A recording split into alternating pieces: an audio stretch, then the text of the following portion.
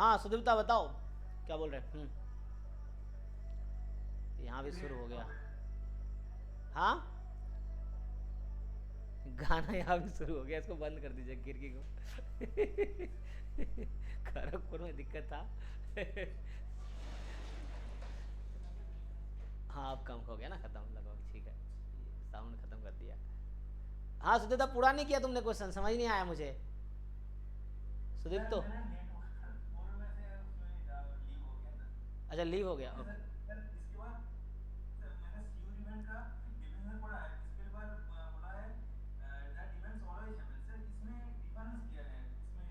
इसको मीट पे कर दीजिए। टाइप करके। अच्छा तुम बोल रहे हो कि एक तो आपने बात किया श्योर इवेंट का, और एक आपने बात किया एग्जॉस्टिव इवेंट का, है ना। तो आपको क्या समझना है, इन दोनों में डिफरेंस क्या है।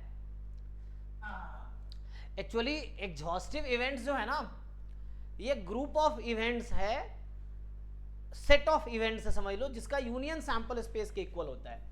यहाँ ये है ना E1 union E2 union En जो है वो सैंपल स्पेस होगा, और यहाँ पे है कि प्रोबेबिलिटी ऑफ E1 हो जाएगी,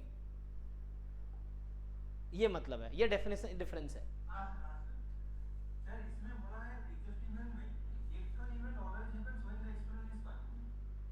One experiment will always happen so that,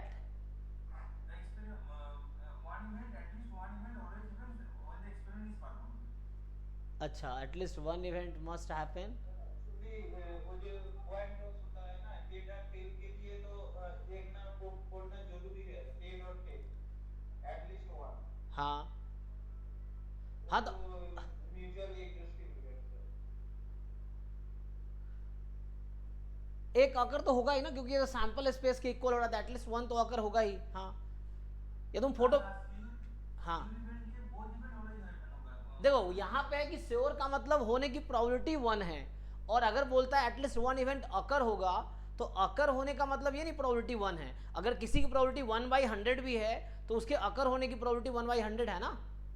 अगर जीरो हो जाएगी तब जाके अकर होने की probability, there is no chance of occurrence. अगर पॉजिटिव नंबर है प्रोबेबिलिटी किसी इवेंट की, तो वो अकर हो रही है कुछ प्रोबेबिलिटी से, हो सकती है। ये डेफिनेशन है। आप जो बोल रहे हो फोटो भेज सकते हो, मैं देख सकता हूँ क्या है। कई बार बच्चा अपने लैंग्वेज में बता रहा होता है ना।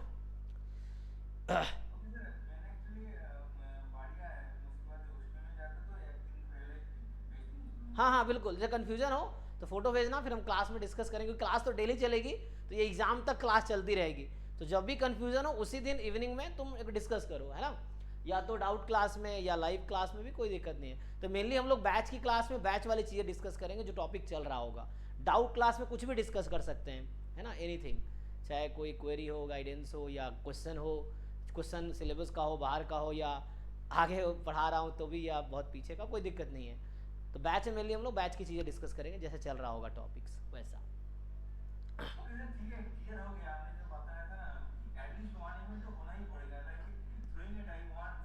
अगर मान लो सारे एम्प्टी हो गया फॉर एग्जांपल, सबकी प्रोबेबिलिटी जीरो हो जाएगी, तो कभी सैंपल स्पेस इक्वल आएगा ही नहीं। तो अगर ये सैंपल स्पेस के इक्वल कब हो सकता है, इसमें कम से कम एक तो होगा जो नॉन एम्प्टी होगा, क्योंकि अगर सारे एम्प्टी हो गए तो सैंपल स्पेस आ ही नहीं सकता है। तो एटलीस्ट वन को नॉन एम्प्टी होना ही पड़ेगा ताकि यूनियन ये हो जाए।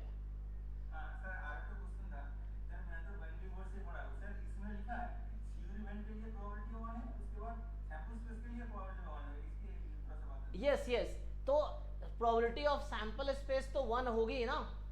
तो ये चीज है, तो सैंपल स्पेस, अब यहाँ ये नहीं कि सैंपल स्पेस मतलब अगर कोई इवेंट सैंपल स्पेस के इक्वल आ गया तो श्योर इवेंट है, कोई प्रॉब्लम नहीं है।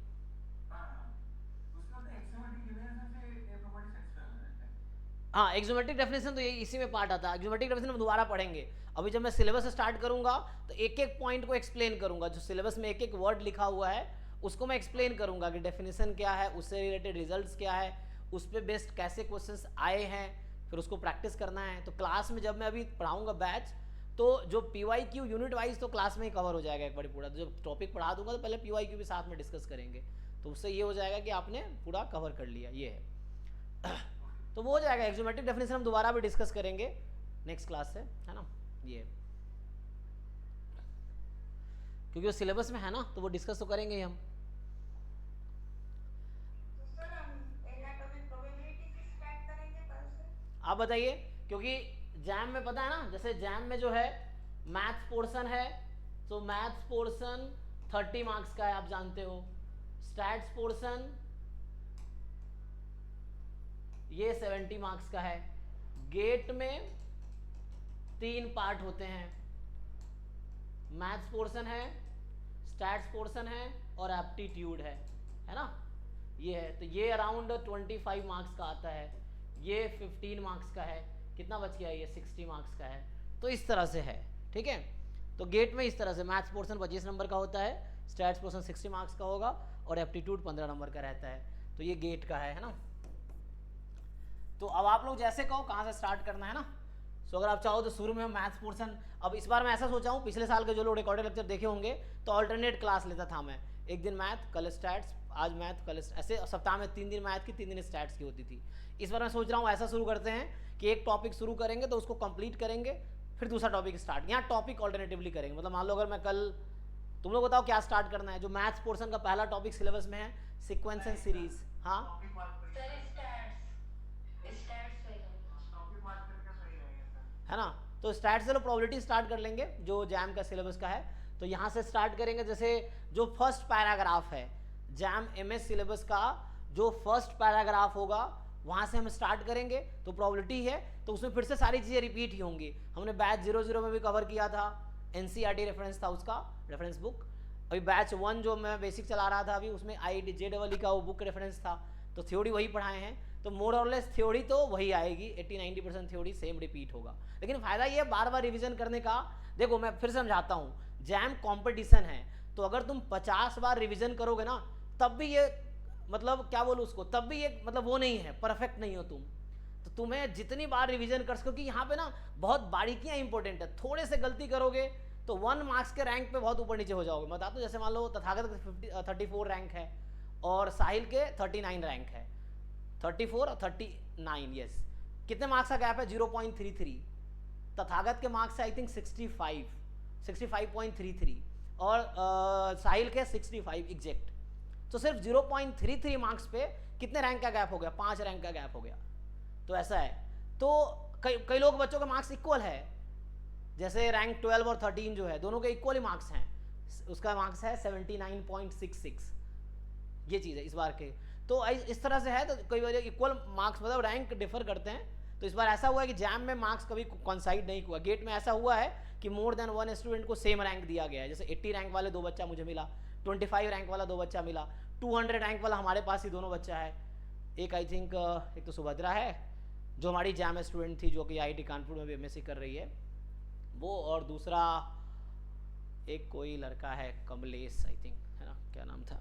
तो मतलब गेट में इस बार ऐसा हुआ है कि 2 बच्चों के सेम रैंक है, डिफरेंट बच्चों के। जैम में ऐसा नहीं हुआ है। तो जैम में जैसे 2 बच्चों के इक्वल मार्क्स हैं तो उसको अलग अलग रैंक दिया गया है। तो उनका क्राइटेरिया होता है कि जिसने ज़्यादा नेगेटिव मार्किंग किया है उसको बाद वाला रैंक मिलेगा। मतलब हाँ, डेट ऑफ बर्थ बाद की चीज़ आई थिंक। पहले ये भी देखेंगे कि जितने ज़्यादा नेगेटिव मार्किंग किए हैं उसका क्राइटेरिया लिखा हुआ है वेबसाइट पर, देखना पड़ेगा। आप भी सही कह रहे हो, 2-3 स्टेप है कि अगर बराबर हुए तो अगला क्राइटेरिया, बराबर हुए तो अगला क्राइटेरिया, इस तरह से है। तो ऐसे क्राइटेरिया लगा रखा है। डेट ऑफ बर्थ भी उसमें से एक है जो आप कह रहे हो, तो वो भी है। सर मैथ्स के लिए लीनियर अलजेब्रा स्टेट में जो सिलेबस है ना, उसमें बहुत भाग है। इसमें मेरा फर्स्ट टाइम में एक तो पेपर भी बना दिया है कॉलेज में, बहुत वास्ट है। हाँ। कॉलेज में बहुत ज़्यादा होता भी है, यहाँ पे सिलेबस सिलेक्टेड है, कम है। जैसे तुम देखोगे कॉलेज में बहुत ज़्यादा सिलेबस भी रहता है, बहुत चीज़ें पढ़नी। यहाँ बहुत ज़्यादा चीज़ें नहीं है, यहाँ चीज़ें सिलेक्टेड है। तो हम लोग, हाँ, रैंक के लिए प्लेसमेंट में कोई दिक्कत होता है क्या? नहीं, ऐसा कोई रैंक, देखो जैसे मान लो मैं कुछ गेट वालों को भी क्लियर कर देता हूँ। अभी बच्चा आज भी फ़ोन कर रहा था, सर मुझे PhD एडमिशन के लिए कितना रैंक लाना पड़ेगा। देखो रैंक जो है फर्स्ट रैंक वाले और 10th रैंक वाला मान लो बच्चा है गेट में, तो उसका कोई बेनिफिट PhD एडमिशन में तुम्हें डायरेक्ट नहीं मिलेगा। क्योंकि हाँ वहाँ हो सकता है जिसने कट ऑफ सेट कर दिया कि अंडर 10 को ही लेंगे तब जाके, otherwise PhD admission interview decide करता है। गेट रैंक जस्ट एडमिशन के लिए है, सेम चीज जैम के लिए है। जो जैम रैंक तुम्हारा मान लो फर्स्ट रैंक और 10th रैंक है, दोनों बच्चा आईआईटी बॉम्बे मिला, तो वहां कोई डिफरेंस नहीं है। इवन वहां सेमेस्टर में ऐसा हो जाता है कि 10th रैंक वाला अच्छा मार्क्स ला रहा है, फर्स्ट रैंक वाले को खराब मार्क्स आ रहे हैं, ऐसा भी सिचुएशन आता है वहां पे।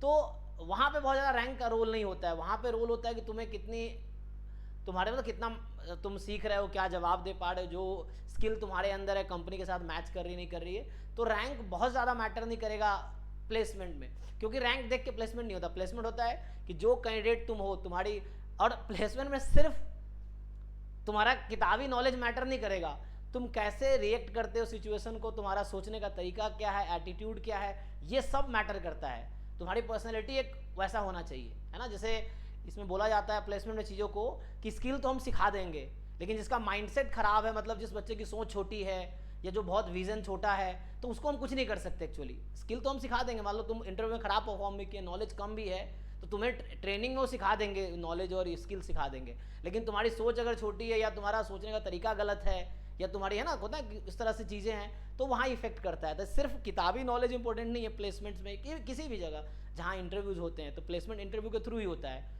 बताया था तुम लोगों को पहले मैंने, जो आईआईटी में प्लेसमेंट होते हैं उसके राउंड होते हैं। पहला राउंड होता है कि रिज्यूम तुम भेजोगे, तो मान लो 50 बच्चों ने रिज्यूम अप्लाई किया कंपनी में, तो अगर वो हो सकता है उसमें से 20 को शॉर्टलिस्ट करे। अब उस 20 बच्चे का टेस्ट लेगा, वो रिटर्न टेस्ट, उस 20 में हो सकता है 10 को वो सेलेक्ट करे। अब उस 10 बच्चे का इंटरव्यू लेगा, अब उस 10 में से हो सकता है वो 5 को सेलेक्ट करे।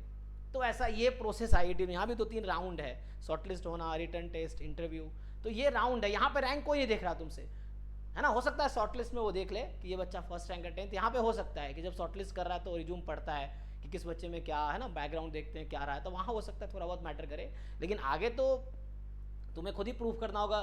जो एप्टीट्यूड टेस्ट होते हैं वहाँ पे, रिटर्न टेस्ट, ये वही एप्टीट्यूड है जो गेट में आता है, तो वहाँ भी एप्टीट्यूड टेस्ट ही होते हैं जो प्लेसमेंट में होते हैं जनरली, तो बेसिक से पूछे जाते हैं।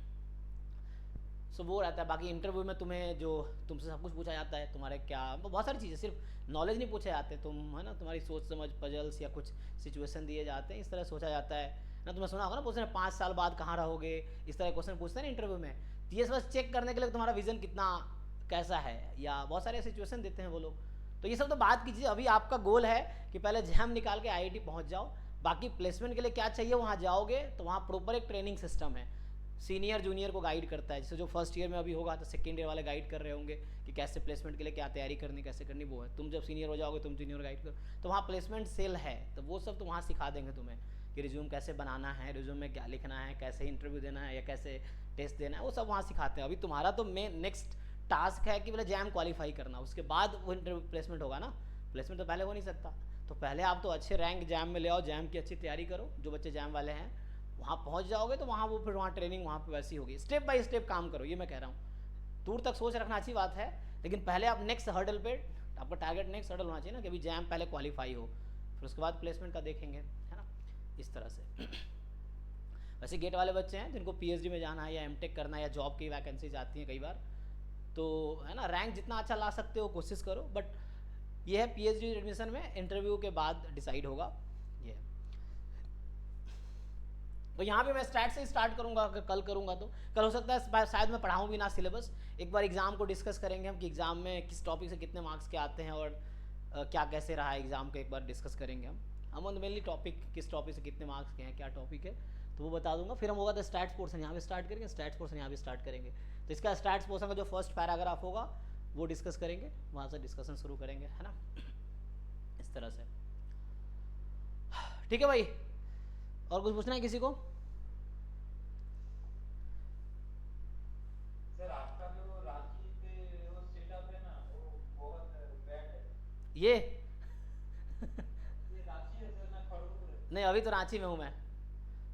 अच्छा, ये ब्लैक तुम्हें व्हाइट दिख रहा होगा बैकग्राउंड, इसीलिए तुम्हें लग रहा होगा। रांची वाला अभी तो ठीक है, रांची में ठीक हो गया मुझे लगता है। वो रिकॉर्डिंग का प्रॉब्लम कह रहे हो ना आप, हाँ। वो सॉर्ट हो गया है। वो रिकॉर्डिंग 4 दिन तक खराब रिकॉर्डिंग हुई थी, तो अभी मैं सैटरडे संडे खड़गपुर गया था, वहाँ ठीक था।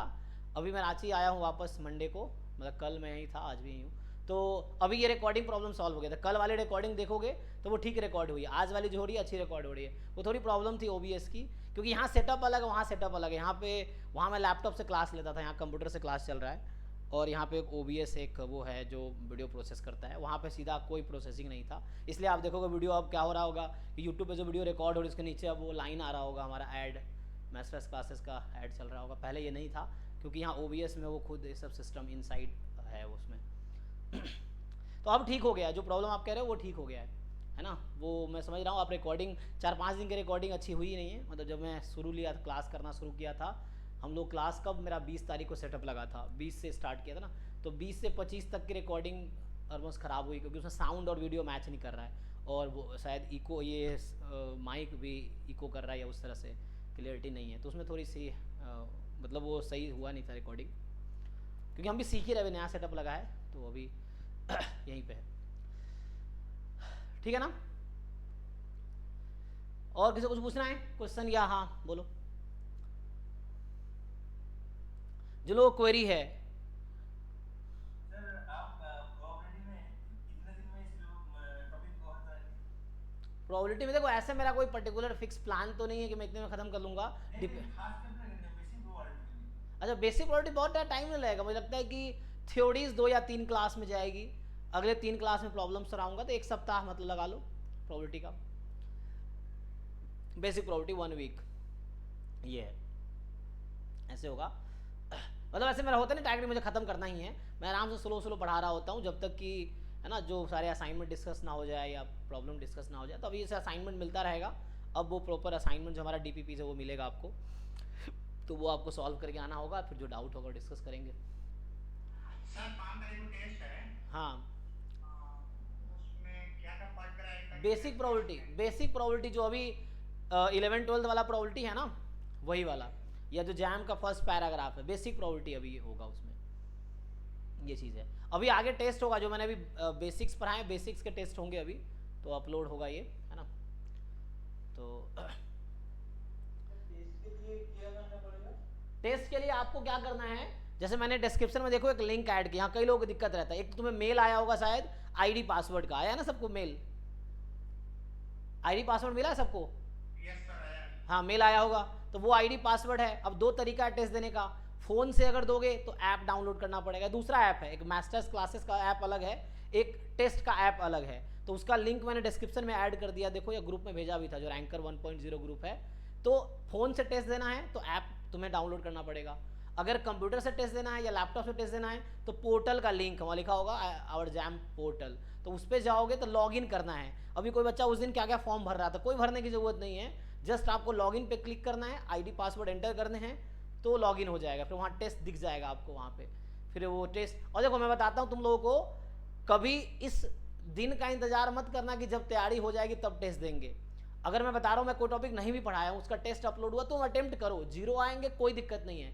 और हमारे पास ये ऑप्शन है कि एक टेस्ट को तुम 10 बार दे सकते हो, मतलब एक बार टेस्ट दिया, तुमने सबमिट किया, तुम्हारे मार्क्स आ गए, उसका अटेम्प्ट बढ़ा दूंगा तो वही टेस्ट तुम 2 बार भी दे सकते हो, 3 बार भी दे सकते हो, 4 बार भी दे सकते हो। तो बाद में अगर तुम्हें टेस्ट रिपीट करना हो तो वो कर देंगे हम, लेकिन इसलिए टेस्ट को मत छोड़ना कि तैयारी होगी तब टेस्ट देंगे, तैयारी हो ना हो टेस्ट अटेम्प्ट करो, देखो कितने मार्क्स तुम्हारे आ रहे हैं, और जो क्वेश्चन नहीं हो रहा है क्लास में डिस्कस करो, ये है, और फिर सीखो, नेक्स्ट टाइम वही टेस्ट फिर दोबारा भी दे सकते हो तुम आगे जाके, ये चेक करने के लिए कि तुम कितना इंप्रूव किए।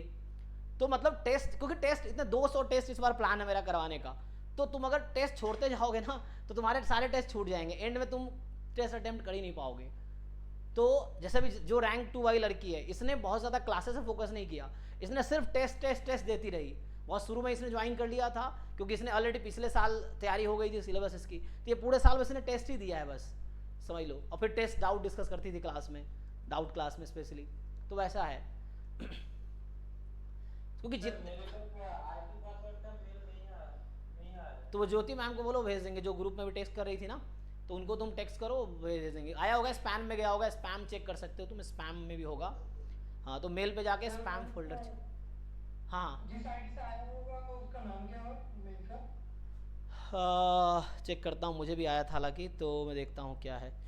लॉगिन डिटेल मेरा थर्सडे क्लासेस है। हाँ, वो इससे आया होगा, लॉगिन डिटेल उस तरह से कुछ होगा, वो देखना पड़ेगा मुझे भी। info@conductexam.com। अच्छा, इससे आया होगा, हाँ।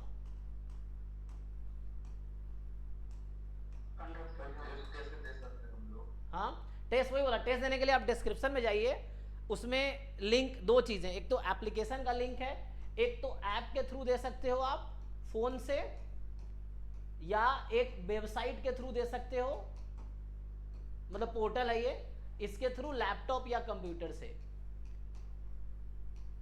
तो इससे टेस्ट दोगे तो ज़्यादा अच्छा एक्सपीरियंस रहेगा, क्योंकि ये बिल्कुल वैसे ही रहेगा जैसे आप एक्चुअल जैम का एग्जाम दोगे। मतलब अगर आप कंप्यूटर लैपटॉप से एग्जाम दोगे तो बिल्कुल ये पोर्टल वैसे ही सेम ही है जो जैम गेट एग्जाम में आपको वहाँ पे मिलेगा। वो लोग भी ऐसी, क्योंकि वो लोग भी ना गवर्नमेंट भी किसी से एग्जाम करवाती है। जैसे हमने इस कंपनी से टेस्ट पोर्टल खरीदा है, तो वैसे गवर्नमेंट भी किसी कंपनी को, जैसे NTA है तो NTA क्या एग्जाम करवाती है ना, तो उस तरह से है। तो जैम का एग्जाम आई थिंक वो TCS करवाता है, टाटा TCS का एक वो है पोर्टल है, वो करवाता है। तो डिफरेंट कंपनी जो एग्जाम करवाती है, तो गवर्नमेंट भी किसी से खरीदती है कि इसके थ्रू एग्जाम करवाती है। हमने जैसे इस कंपनी के थ्रू करवा रहे हैं हम, तो ऐसा है। तो सेम ही पोर्टल है, जो यहाँ पे दोगे टेस्ट, तो जैसे यहाँ तुम्हें जो फैसिलिटीज़ दिखेगा वही तुम्हें जैम एग्जाम में भी दिखेगा सेम ही। तो ये फ़ायदा इसका रहता है कि वहाँ जाकर तुम्हें कुछ डर सा नहीं लगेगा, तुम्हें आदत हो गई वो टेस्ट की, तो वहाँ भी एज ए तुम्हें ओरिजिनल एग्जाम तुम्हें मॉक टेस्ट जैसा दिखेगा। और तो होगा क्या, जब बहुत सारे मॉक टेस्ट दे के जाओगे ना, तो एग्जाम में गलतियाँ तुमसे नहीं होंगी, क्योंकि तुम ऑलरेडी बहुत प्रैक्टिस्ड हो, तुम एक्सपीरियंसड हो एक्चुअली पोर्टल को कैसे हैंडल करना है। वरना नया बच्चा पहली बार समझ नहीं आता माउस यूज़ करना है कि कीबोर्ड यूज़ करना है कि कैसे नंबर एंटर करने हैं। अब E की पावर 2 लिखना है तो पहले 2 लिखना है कि E लिखना है, तो ये सब कैलकुलेटर उसमें रहता है। जैसे मैं अगर इसमें खोलूँ तो इसमें हालांकि सेव नहीं होगा, तो मुझे सेव करना होगा। तो प्ले स्टोर में नहीं ऐप नहीं है, वो बोल रहा होगा तुम ऐप डाउनलोड कर सकते हो जब जा रहे होगे फ़ोन से ना। दो, हाँ मेरा 2 अलग अलग ऐप है। एक तो मेरा ऐप, एक तो कोर्स बेचने वाला ऐप अलग है और टेस्ट का ऐप अलग है। सर इसमें अच्छा होगा सर, लिंक भी रैंकर 1.0 ग्रुप में भेजा है, देखो अभी देखो मैंने अभी भेज दिया दोबारा। देखो जिन लोगों को, देखो यहाँ पे भेजा है मैंने दोबारा, ये चेक करो, आपको अभी भेजा है रैंकर 1.0 में भेजा है मैं लिंक, और डिस्क्रिप्शन में ऑलरेडी ऐड कर दिया, तुम चेक करो। और यहाँ से देखो आवर टेस्ट पोर्टल पहला वाला जो है उसके थ्रू तुम जा सकते हो लैपटॉप कंप्यूटर से। फ़ोन से दोगे तो नीचे वाला जो है उसको डाउनलोड करना पड़ेगा। ये कौन सा है, ये ऑनलाइन टेस्ट के नाम, मैथ स्टार्स ऑनलाइन टेस्ट के नाम से ऐप है, और एक दूसरा ऐप तो कोर्स सेलिंग वाला वो अलग है। तो अगर इस पर मैं एंटर करूँ, आईडी पासवर्ड, हाँ आईडी पासवर्ड वही बोल रहा हूँ, आईडी पासवर्ड जिनको नहीं मिला है, डिस्क्रिप्शन में गूगल फॉर्म है ना, तो वो तुम भर सकते हो। और ज्योति मैम से बात करो जो अभी रिप्लाई कर रही थी, वो टेस्ट पोर्टल देखती हैं, तो वो आपको बता देंगे। देखो ग्रुप में रिप्लाई करी ज्योति मैम है, तो वो रिप्लाई करती, वो टेस्ट पोर्टल का सारा काम वही देखती हैं, तो वो आपको बता देंगे कैसे कैसे आईडी पासवर्ड मिलेगा। हाँ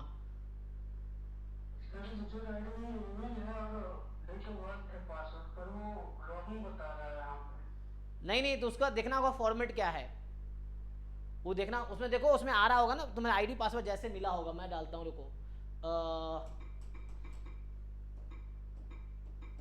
सर टेस्ट के बाद सॉल्यूशन भी रहेगा उसमें, आंसर की रहेगा, उसमें आंसर आएगा। फुल लेंथ टेस्ट में सॉल्यूशन भी रहेगा, यूनिट वाइज में नहीं रहेगा।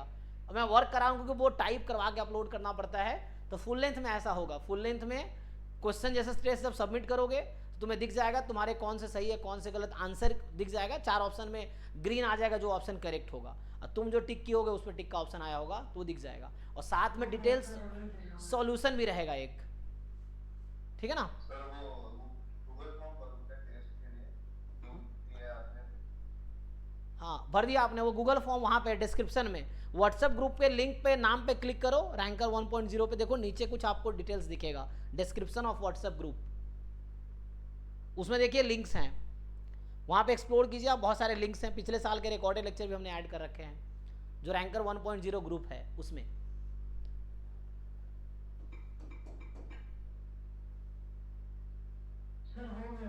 हो गया ना। हाँ वही जो आया होगा आपका वही हो जाएगा। देखो अब जैसे मैं ये खोला ना, तो मुझे कह रहा है तुम ऐप भी डाउनलोड कर सकते हो, तो अगर मैं फ़ोन से हूँ तो मैं यहाँ क्लिक करूँगा तो ऐप डाउनलोड हो जाएगा। हालांकि ये वही है, तो मैं इसको डेस्कटॉप साइट है ना ये ओपन, इसको मैं डेस्कटॉप साइट कर देता हूँ, तो ये डेस्कटॉप साइट हो गया। तो अब देखो ये खुल गया। अभी पहले ऐप डाउनलोड करने को क्यों दिखा रहा था, क्योंकि एंड्रॉइड है, तो ये एंड्रॉइड है, फ़ोन जैसा है जो स्मार्ट बोर्ड है, तो वो भी कह रहा था। अभी मैंने इसको डेस्कटॉप मोड में कर दिया, तो फ़ोन में भी तुम ऐसा कर सकते हो, तो डेस्कटॉप मोड में ले आया तब ये कंप्यूटर जैसा काम करेगा। फ़ोन भी ऐसा है ना, तो जैसे कंप्यूटर में चीज़ें दिखती हैं वैसे दिखेंगी। अब यहाँ पे आपको जाना है, लॉगिन करना है, तो यहाँ पे आपको डालना है अपना आईडी और पासवर्ड। जैसे मैं अगर अपना ट्राई करूँ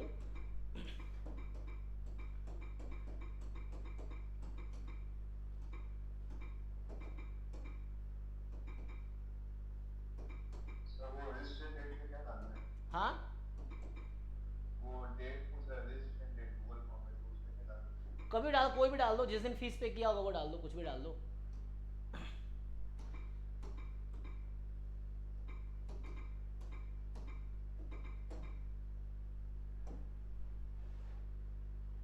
तो जैसे अभी शुरू में लॉग इन करोगे ना तो तुम्हें कहेगा you are already log in from the other device, क्योंकि जैसे मेरे पास फ़ोन में भी लॉग इन है या लैपटॉप में है या मान लो उधर आईपैड में लॉग इन है, कई जगह लॉग इन है, तो कोई प्रॉब्लम नहीं। इसको 2-3 बार लॉग इन करोगे तो हो जाएगा। जैसे अभी मैं ओके करूँगा इसको, फिर मुझे दोबारा कहेगा ये लॉग इन करो, तो कोई प्रॉब्लम, 2-3 बार ट्राई करना तो हो जाएगा।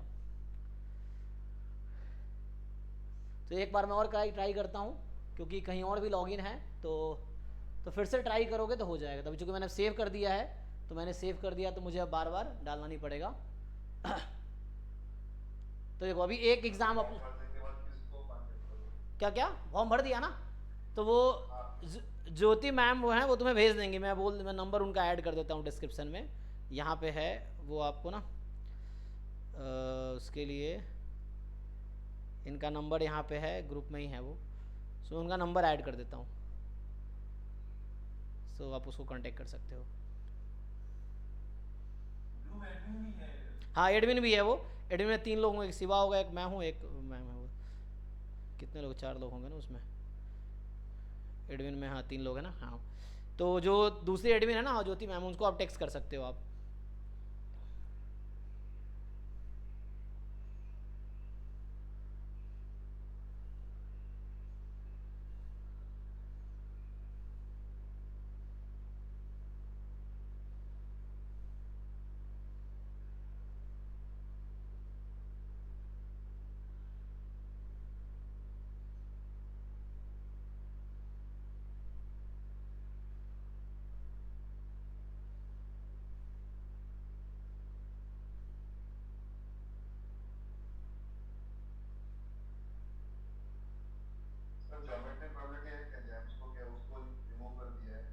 हटा दिया क्या? कहाँ हटा दिया? मतलब ज्योमेट्रिक प्रॉपर्टी कहाँ हटा दिया है? सिलेबस में? अभी तो सिलेबस आया नहीं ना, जैम 2025 का तो आया नहीं होगा, वो तो अभी नोटिफिकेशन आएगा होगा सितंबर में, तब जाके 25 का सिलेबस आएगा। अभी तो मैं 2024 का सिलेबस को ही पढ़ाऊँगा, क्योंकि सिलेबस जो हर साल अपडेट भी हो, कई बार चेंजेज आते हैं, तो तुम्हें 2025 के एग्ज़ाम में क्या नए चेंजेज होंगे ये पता चलेगा सितंबर में, जब जैम का फॉर्म आएगा। जैम का फॉर्म आता है सितंबर में, फॉर्म आता है, फिर अक्टूबर में फॉर्म भरना स्टार्ट हो जाता है, नवंबर तक आई थिंक डेट रहता है, नवंबर दिसंबर तक, फिर इसका नवंबर तक रहेगा डेट फॉर्म भरने का, फिर फरवरी में इसका एग्ज़ाम होता है, तो जनवरी में एडमिट कार्ड आ जाता है। ये है। तो ये अभी एक टेस्ट है इसमें, क्योंकि पहले पिछले साल भी दिखाया था कुछ दिन पहले मैंने, इस पर already 100 something test, 150-200 test upload हो चुके थे अभी सेशन में। तो अभी ये चूँकि पिछले साल कुछ गलतियाँ भी थी टेस्ट में, तो सारे टेस्ट हटा दिया है, अब वो करेक्शन होकर फिर अपलोड होगा, तो आप लोगों को इस बार बिल्कुल गलतियाँ नहीं मिलेगी। हाँ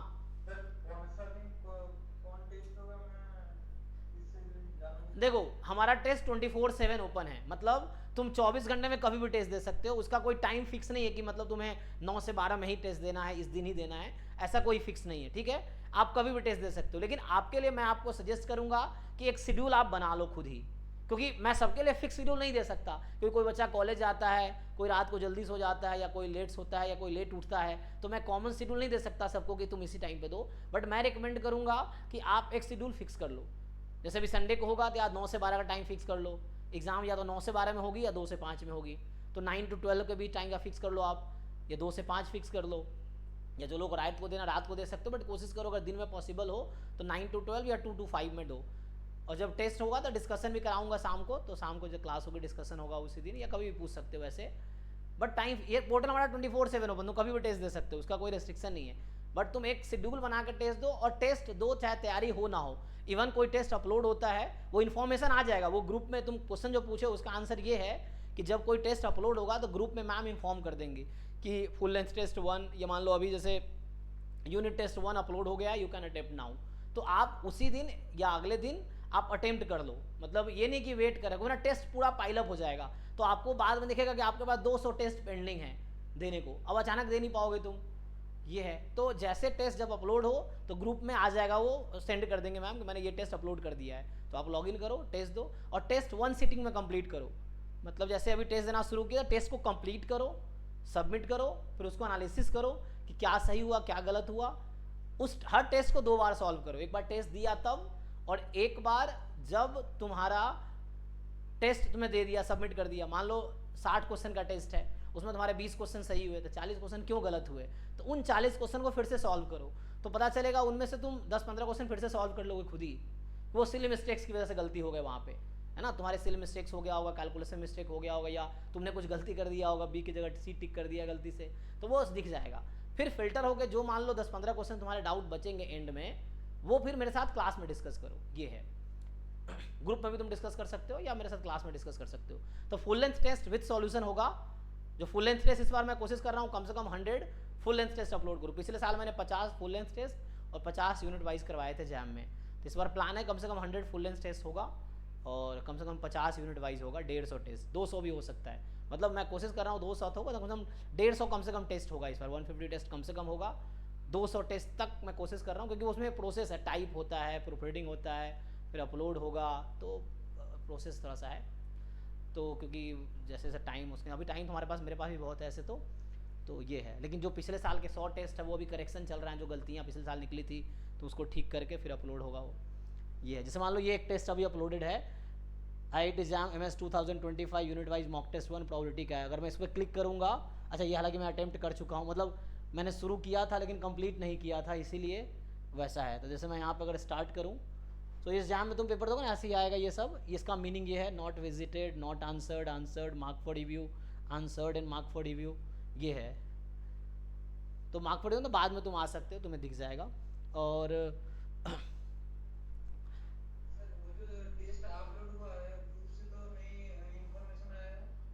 नहीं नहीं, ये तो मेरे दिखा रहा, आपके लिए अभी नहीं हुआ होगा, ये हमारे टीम वालों के लिए हुआ है।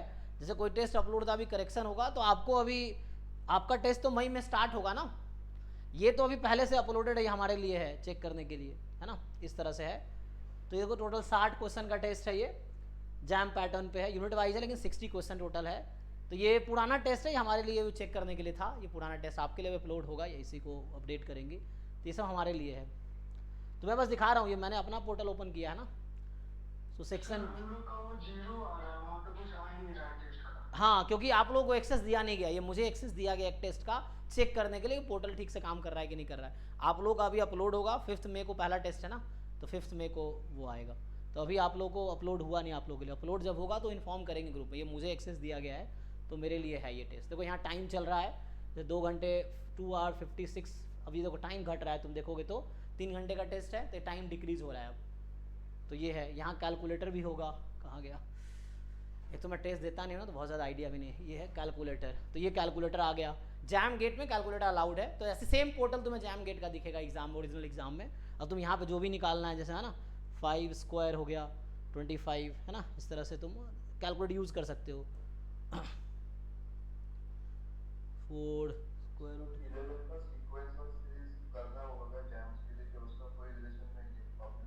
इलेवेंथ क्लास का सीक्वेंस सीरीज का डायरेक्ट मतलब बहुत ज़्यादा यूज नहीं, बस थोड़ा फॉर्मूला आपको याद होना चाहिए कि अरिथमेटिक प्रोग्रेशन में NS टर्म क्या होता है, सम ऑफ n टर्म क्या होता है, ज्योमेट्रिक प्रोग्रेशन में NS टर्म का फॉर्मूला क्या है, सम ऑफ n टर्म क्या है, फाइनाइट सीरीज का सम क्या है, इन्फिनाइट सीरीज का सम क्या है, तो वो आप फॉर्मूला याद कर सकते हो, वरना क्वेश्चंस भी आप चाहो तो प्रैक्टिस का बहुत ज़्यादा जरूरत नहीं पड़ेगी। सीक्वेंस सीरीज जो यहाँ पे वो री एनालिसिस का पोर्शन है, वहाँ जो सीक्वेंस सीरीज क्लास 11th में है वो अलजेब्रा का पोर्शन है एक्चुअली वहाँ पे, तो वो थोड़े उस बेल में।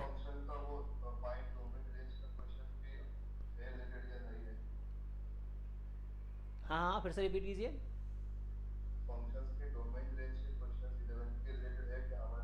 हाँ देखो कई बार ज़रूरत पड़ जाएगी आपको डोमेन रेंज की, स्पेशली जब ऑन टू फंक्शन चेक करना पड़ेगा, तो ऑन टू फंक्शन का डेफिनेशन बताओ, कोई फंक्शन ऑन टू फंक्शन कब होता है?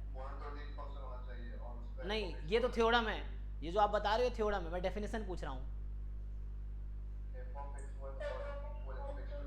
हाँ codomain is equal to range, ठीक है, तो ये डेफिनेशन हो गया कि function is set to be onto अगर codomain is equal to range है। तो यहाँ पे आपको फंक्शन का रेंज निकालना आना चाहिए। अगर कोई फंक्शन दे दिया और पूछा ऑन टू है कि नहीं, तो कोडोमेन तो क्वेश्चन में ही दिया रहेगा, आपको फंक्शन का रेंज निकालना पड़ेगा। और अब चेक करना होगा कि रेंज सेट और कोडोमेन सेट दोनों इक्वल है क्या। अगर इक्वल है तो ऑन टू है, नहीं तो 1 1 ऑन टू वाले केस में आपको डोमेन रेंज की जरूरत पड़ सकती है। तो अगर आप थोड़े क्वेश्चन उसके प्रैक्टिस कर लोगे तो बेसिक आपके आइडिया हो जाएगा कि क्या है। तो डोमेन रेंज की जरूरत पड़ेगी कैलकुलस में, जहाँ पे कभी इंक्रीजिंग चेक करना है, डिक्रीजिंग चेक करना है, 1 1 चेक करना है, ऑन टू चेक करना है, तो वहाँ थोड़ी सी जरूरत पड़ेगी। ठीक है, तो ये टेस्ट पोर्टल है, ठीक है ना। हाँ, कब? कल। कल से जब बैच स्टार्ट होगा, कल तो शुरू में बता दूंगा कि टॉप सिलेबस क्या है। वो तो सिलेबस मेरा हमेशा ओपन रहेगा यहाँ पे, तो सिलेबस देख के ही मैं पढ़ाता हूँ एक एक टॉपिक। और उसमें फिर दोनों जैम और गेट दोनों बैच में स्टैटिस्टिक्स पोर्शन से स्टार्ट करेंगे। तो स्टैटिस्टिक्स पोर्शन का जो पहला टॉपिक होगा वो प्रोबेबिलिटी ही होगा, और ये वही वाला प्रोबेबिलिटी है जो क्लास 11 12 में है। तो वो रिपीट ही होगा एक्चुअली, जो आपने बैच 0 0 या बैच 1 जो भी मैंने पढ़ाए हैं बेसिक लेक्चर्स 11 12 का, तो वो रिपीट ही होगा। थ्योरीज क्वेश्चंस हम जैम वाले करेंगे। तो इसमें मेनली जो क्वेश्चंस मैं कराऊंगा अब कल वाले, तो उसमें जैम गेट के क्वेश्चंस क्लास में डिस्कस करेंगे हम। अभी तक हम लोग एनसीईआरटी के कर रहे थे या आईआईटी जेईई वाले कर रहे थे, जो बेसिक लेक्चर मैंने कवर किए हैं। अब जो बैच में होगा तो उसमें जैम गेट के ही क्वेश्चन डिस्कस होंगे या उसके जैसा ही क्वेश्चन डिस्कस होगा, है ना, उससे रिलेटेड क्वेश्चन डिस्कस होगा। जैम गेट के सिलेबस से या उसके पैटर्न पे उस लेवल के डिस्कस होगा। ये है, ठीक है ना। तो ये टेस्ट पोर्टल है, तो टेस्ट जरूर देना, टेस्ट देना बहुत इंपॉर्टेंट है। अभी थोड़ा लैक भी कर लो, कोई दिक्कत नहीं है। एटलीस्ट 6 महीने पहले तुम डेली एक एक टेस्ट दोगे, तब जाकर तुम 200 टेस्ट कंप्लीट कर पाओगे। ये है ना। तो शुरू में मान लो बीच में तुमने अगर 20 टेस्ट दे दिए, लाइक पहले 4 5 महीने में जब तक सिलेबस होगा, तो तब तक मैं वीकली 2 टेस्ट, अभी 1 टेस्ट अपलोड होगा, कुछ दिन बाद वीकली 2 टेस्ट अपलोड होगा, फिर बाद में डेली एक एक टेस्ट अपलोड होगा, तो ऐसे रहेगा। तो वो है, तो एक टाइम फिक्स। नहीं, फिर से बोलिए, समझ नहीं आया मुझे।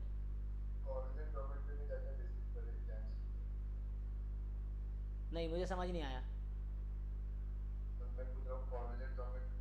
अच्छा, कोऑर्डिनेट ज्योमेट्री के लिए क्या क्या?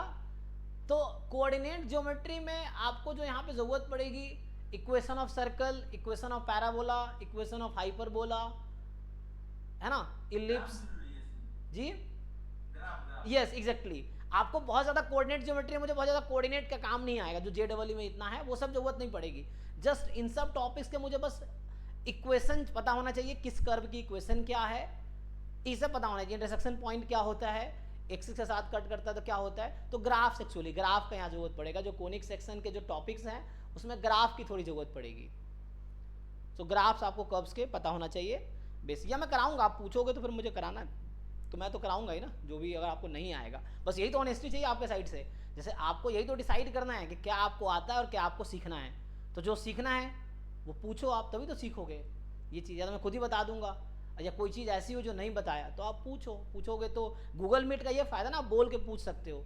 ऐप पे मैं क्लास लूँगा, हमारा ऐप भी है, उस पर भी क्लास लूँगा, तो आप पूछ नहीं पाओगे, फिर चैट में लिख पाओगे, ये है तो थोड़ा बोरिंग हो जाता है। और वन साइड कन्वर्सेशन मुझे थोड़ा बोरिंग लगता है।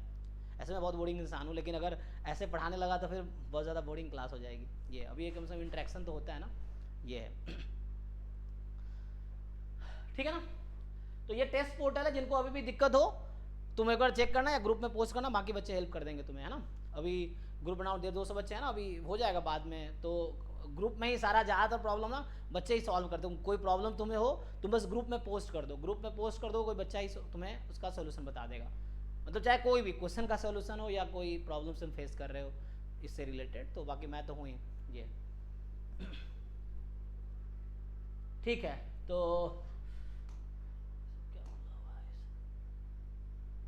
बाकी ड्राइव का लिंक तो है ही डिस्क्रिप्शन में, तुम्हें देखा होगा ड्राइव लिंक है।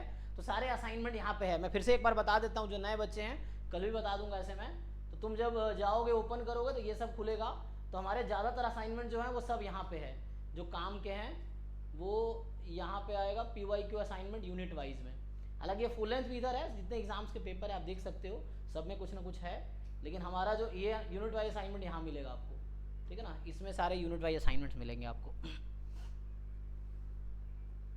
और बहुत ज़्यादा असाइनमेंट्स हैं, अभी बहुत सारा बन भी रहे हैं, उसको अपलोड करना है मुझे अभी। इसमें अभी बहुत सारे अपलोड हुए भी होंगे और अपलोड करना भी है। तो ये टॉपिक वाइज स्टैटिस्टिक्स के यहाँ मिलेगा, रे analysis, linear algebra, integral calculus. फिर ये अभी जो नए डीपीपी बन रहे हैं उसके क्वेश्चंस इसमें होंगे, है ना। तो इसके अभी बन रहे हैं और ये अच्छा लेवल के क्वेश्चंस होंगे, तो यहाँ मिल जाएगा तुम्हें। तो ये ड्राइव की लिंक ऑलरेडी है, उसमें चेक कर सकते हो। ऑलरेडी ये DBBS बहुत सारे अपलोडेड हैं, तुम इसको सॉल्व भी कर सकते हो। मैंने पढ़ाया हो नहीं पढ़ाया हो, आप बैठ के प्रॉब्लम सॉल्व करो। देखो लाइव क्लास नहीं भी अटेंड करोगे इट्स ओके अगर आपको टॉपिक्स आते हैं तो, लेकिन क्वेश्चन सॉल्व करना जरूरी है। तो आपको मेनली देखना है कि आपको क्वेश्चन सॉल्व हो रहा है नहीं हो रहा, वही सॉल्व करना सीखना है। थ्योरीज बहुत ज़्यादा जानोगे ठीक है, लेकिन अगर क्वेश्चन नहीं सॉल्व कर पा रहे हो तो वो फिर यूजलेस है वो थ्योरी। तो क्वेश्चन सॉल्व करना आना चाहिए, है ना। ये सब है, ये सब सॉल्व करो, सॉल्व करके देखो तुम, है ना। अगर नहीं भी पढ़ाया हूँ तब भी तुम जैसे एक टाइम शेड्यूल बना लो, कोशिश करो हर रोज़ कम से कम 50 से 100 क्वेश्चन सॉल्व करो डेली, किसी भी टॉपिक का जो सिलेबस से रिलेटेड हो। ये है, तो उस तरह प्लान बना के सॉल्व करते रहो। क्वेश्चन की ड्राइव में कमी नहीं है, बहुत सारे क्वेश्चंस हैं, बुक्स भी बहुत सारे हैं ऐसे तो, क्योंकि बुक कोई ऐसा बुक है नहीं मार्केट में जो सिर्फ जैम के लिए लिखा गया हो। जितने स्टैंडर्ड बुक्स हैं, फॉरेन ऑथर्स के बुक हैं, कोई जैम गेट के लिए बुक नहीं लिखा गया, वो तो एकेडमिक्स बुक्स हैं जो सच में समझाना चाहता है। तो वहाँ बेसिक क्वेश्चन है, बहुत ज़्यादा डिफिकल्ट होगा तो एवरेज लेवल का क्वेश्चन होगा, बहुत डिफिकल्ट क्वेश्चन नहीं मिलेंगे बुक्स में, एक दो रेयरली मिलेगा। लेकिन एग्जाम में आपको उसके लिए अच्छे लेवल के क्वेश्चन प्रैक्टिस करने होंगे, जो कि आपको असाइनमेंट ट्राई करना पड़ेगा या DBBS ट्राई करने होंगे उसके लिए, ठीक है ना। सर एक डाउट था, बोलिए। हम जो टेलर्स पॉलिनोमियल लगाते हैं वो हर बार लगाते हैं कि कुछ कंडीशन है अप्लाई करने का? पॉलिनोमियल लगाते हैं तो टेलर्स पॉलिनोमियल जो हमारा होता है वो हम हर बार लगा सकते हैं या कोई कंडीशन पे लगा सकते हैं? नहीं, कंडीशन है उसमें। आप देखेंगे टेलर सीरीज एक्सपेंशन है ना, तो उसके कुछ रेस्ट्रिक्शंस है। आप एक टेलर्स थ्योरम है, आप वहाँ देखेंगे तो उसमें कुछ रिमाइंडर्स आते हैं। तो एक तो पहली बात कंडीशन है डिफरेंशिएबल होना चाहिए function infinitely many times differentiable होने चाहिए, तभी आप उसका टेलर सीरीज एक्सपेंशन लिख सकते हैं आप। और कंडीशंस है वहाँ पे, टेलर्स थ्योरम आप पढ़ सकते हैं। तो जब थ्योरम्स देखेंगे ना तो वहाँ लिखा रहता है इफ़ समथिंग देन समथिंग, तो वो इफ़ इम्पोर्टेंट होता है। वो इफ़ जो लिखा रहता है वो कंडीशंस होता है कि under what condition you can do this, है ना। ये है। सर मैथ्स वाले के लिए कोई मैसेज देना बहुत जरूरी है सर। मुझे तो स्टैटिस्टिक्स नहीं आता है। अच्छा, मैथ्स बैकग्राउंड वाले बच्चों के लिए देखो, मैथ्स बैकग्राउंड बच्चों के लिए कोई टेंशन नहीं है, पूरा स्टैटिस्टिक्स मैथमेटिक्स ही है। जस्ट स्टैटिस्टिक्स में क्या अलग है, डेफिनेशन। स्टैटिस्टिक्स डेफिनेशन है, उसके बाद जो भी चीज़ हो रही है वो सब मैथमेटिक्स है। इसलिए डरने की जरूरत, जिनका मैथमेटिक्स स्ट्रांग है उसका स्टैटिस्टिक्स पे भी अच्छी पकड़ हो जाएगी। ये है, क्योंकि स्टैटिस्टिक्स बैकग्राउंड का कौन बच्चा रहा है जो ग्रेजुएशन में भी पढ़ा होगा बस, लेकिन उससे पहले तो कौन ही ग्रेजुएशन स्टैटिस्टिक्स पढ़ता है। तो जो मैथ्स बैकग्राउंड के बच्चे हैं, जिन्होंने जनरल BSc की है या जिन्होंने मैथ्स ऑनर्स किया है, उनके लिए डरने की कोई ज़रूरत नहीं है। आपको बस डेफिनेशन समझना है क्या है, डेफिनेशन समझ गए तो आगे जो थ्योरम्स हैं, क्वेश्चंस हैं, वो पूरी मैथमेटिक्स है। थ्योरम्स के प्रूफ लिखोगे पूरी मैथमेटिक्स है। तो स्टैटिस्टिक्स में बहुत खास क्या, बस डेफिनेशंस हैं कि उस टर्म्स क्या क्या है, वो स्टैटिस्टिक्स वे में डिफाइंड है। उसके बाद जो भी कैलकुलेशंस हैं, सॉल्यूशंस लिखो, वो पूरी मैथमेटिक्स है। तो उसमें डरने की कोई ज़रूरत नहीं है। और मैथमेटिक्स बैकग्राउंड वाले बच्चे बहुत अच्छा कर रहे हैं। एग्जाम्पल दे रहा था ना कि जैसे जो इस बार 2024 जैम का जो 24th रैंकर है सचिन ना, हाँ, वो मैथ बैकग्राउंड का जनरल BSc का बच्चा है, वो उसका 24 रैंक है। नीरज था, तो साइंस में गए। हाँ सत्य, हाँ, जो 3rd रैंक जिसका गेट में, जिसका 3rd रैंक जिस लड़के का है, जैम में जिसका 12 रैंक है, वो मैथ्स ऑनर्स का लड़का है। वो MSc मैथ कर रहा है अभी, अभी वो IIT भिलाई से, और वो फिर स्टैट्स में स्विच करना चाह रहा है, इसलिए उसने स्टैट्स का जैम और गेट का एग्जाम दिया है। तो अब वो स्टैट्स में स्विच करना चाह रहा है मैथ्स से, मैंने भी स्विच किया है। तो इस तरह से वो स्विच करना चाह रहा है, इसलिए वो जैम और गेट दोनों का इस बार एग्जाम दिया था स्टैट्स का। और वो मैथ्स ऑनर्स का बच्चा है और उसके गेट स्टैटिस्टिक्स में 3rd रैंक है, जैम में 12 रैंक है। तो इस तरह से है, तो आप कर सकते हो। तो स्टैटिस्टिक्स वाले बच्चे भी अच्छा कर रहे हैं। जो 2nd रैंक है वो स्टैटिस्टिक्स की है, मनोप्रिया, वो अभी कलकत्ता यूनिवर्सिटी से 1st ईयर MSc कर रही थी स्टैटिस्टिक्स में, तो अब वो छोड़ के बॉम्बे जाएगी, वो है। तो वो BSc उसका स्टैटिस्टिक्स में ही है। तो स्टैटिस्टिक्स वाले भी अच्छा करते हैं, मैथ्स वाले भी अच्छा करते हैं। द कंडीशन इज जो सीखने की कोशिश करेगा, जो पूरी एफर्ट्स करेगा, उसके अच्छे रैंक आएंगे। बैकग्राउंड से बहुत ज़्यादा फर्क नहीं पड़ता, तुम किस कॉलेज से आए हो उससे बहुत ज़्यादा फर्क नहीं पड़ेगा, है ना। तुम्हारा बैकग्राउंड क्या फ़र्क नहीं पड़ेगा। अभी जो तुम प्रिपरेशन कर रहे हो उसमें कितना सीख रहे हो, कितने एफर्ट्स कर रहे हो, राइट डायरेक्शन में वर्क कर रहे हो कि नहीं कर रहे हो, ये इंपॉर्टेंट रहेगा। वो आपको देखना है कि जैम्स के साथ हम कौन सा कोर्स कर सकते हैं, मतलब कोडिंग लैंग्वेज वगैरह का साइड बाय साइड, जैसे जैम्स की ज़रूरत नहीं है अभी। कोडिंग बहुत ज़्यादा मुश्किल नहीं है। अभी जब जैम का एग्ज़ाम आप दोगे, जैम का एग्ज़ाम फेब में हो जाता है, उसके बाद मार्च में रिजल्ट आ जाता है एग्जाम का 20 मार्च को।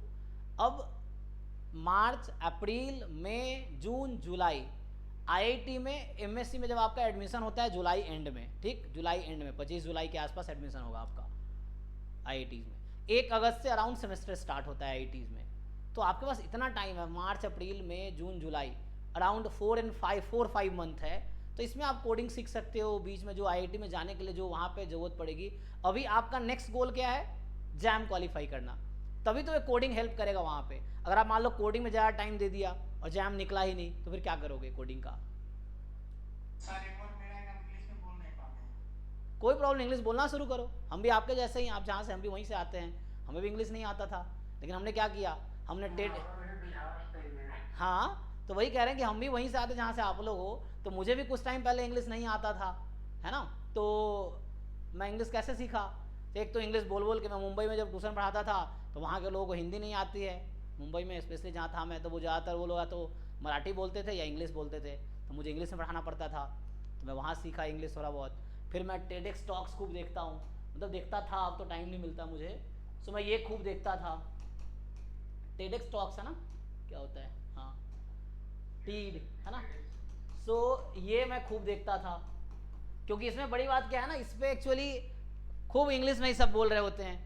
तो उससे बहुत सारा 15-20 मिनट का होता है एक पर्सन का टॉक। एक तो 2 चीज़ें हैं, यहाँ से मुझे 2 चीज़ें मिली। एक तो मुझे सीखने को मिला इंग्लिश, और दूसरी चीज़ मुझे यहाँ से मिला इंस्पिरेशन या मोटिवेशन।